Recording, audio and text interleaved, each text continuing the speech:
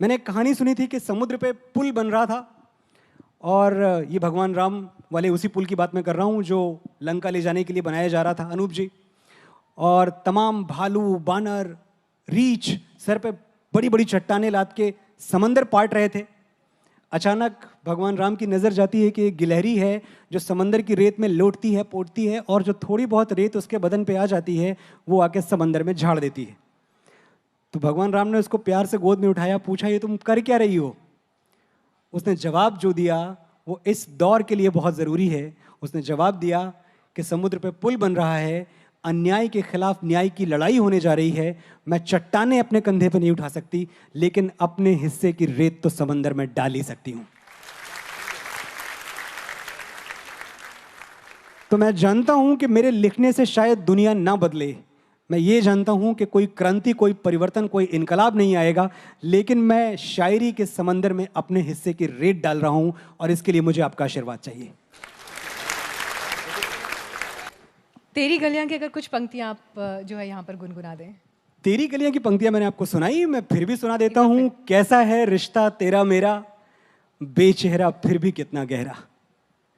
कैसा है रिश्ता तेरा मेरा, बेचेहरा फिर भी कितना गहरा। ये लम्हे लम्हे ये रेशम से खो जाएं, खो ना जाएं हमसे। मेरे पाँव से लिपटी हैं गलियां, तेरी गलियां।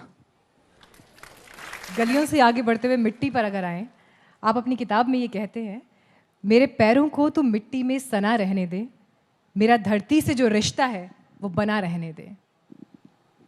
माटी के करीब, माटी की खुशबू व्यक्तित्व में आज भी झलकती है।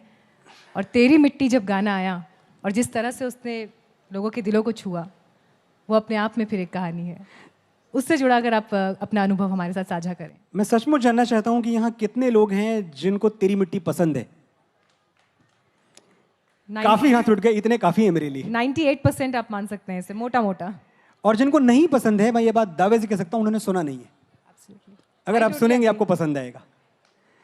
तेरी मिट्टी की जो पैदाइश है, बहुत अच्छी बात आपने कही। जिस तरह का वो आपने एक शेर पढ़ा, तो मैं एक ऐसा इंसान हूं, एक बड़ा अच्छा किसी का शेर था कि फिक्रे दीवारों बामों दर लेकर घर से चलता हूं साथ घर लेकर।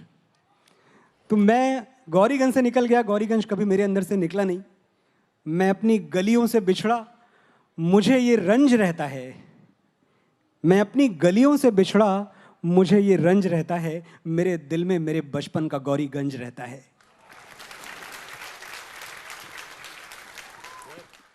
तो जब एक फिल्म बन रही होती है केसरी, और मुझे कहा जाता है कि आप एक ऐसा गीत लिखें जो जिंगोइस्टिक ना हो, जो नारेबाजी ना हो, जो देशभक्ति का नगाड़ा ना पीटे, जो सिर्फ वतन से मोहब्बत की बात करे, कर सकते हैं क्या आप ऐसा? मैंने कहा पता नहीं कर सकता हूँ नहीं, पर कोशिश तो कर सकता हूँ।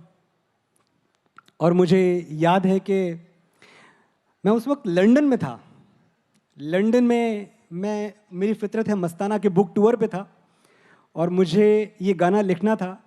4 बजे लंदन टाइम से मैं सुबह उठा और मैं बहुत होमसिक फील कर रहा था। मुझे अपना मुंबई याद आ रहा था, मुझे मुंबई की गर्मियाँ याद आ रही थी, मुझे मुंबई का ट्रैफिक याद आ रहा था और लंदन का सारा पॉलिश्ड एटमॉस्फेयर मुझे काटने को दौड़ रहा था। 4 बजे उठता हूँ सुबह और एक लाइन आती है मेरे दिमाग में, और वो लाइन कुछ यूँ थी कि ओ हीर मेरी तू हंसती रहे, तेरी आंख घड़ी भर नम ना हो। ओ हीर मेरी तू हंसती रहे, तेरी आंख घड़ी भर नम ना हो। मैं मरता था जिस मुखड़े पे, कभी उसका उजाला कम ना हो। ओ माई मेरी क्या फिक्र तुझे। और ये एक सिपाही बोल रहा है, इस देश का सिपाही बोल रहा है। और ये देश जहां मैंने बहुत पहले कभी कहा था कि इस देश में बहनें उन भाइयों की इज्जत नहीं करती जो जंग से नाकाम लौट के आते हैं, ये वो देश है कि ओ माई मेरी क्या फिक्र तुझे, क्यों आंख से दरिया बहता है, तू कहती थी तेरा चांद हूं मैं और चांद हमेशा रहता है।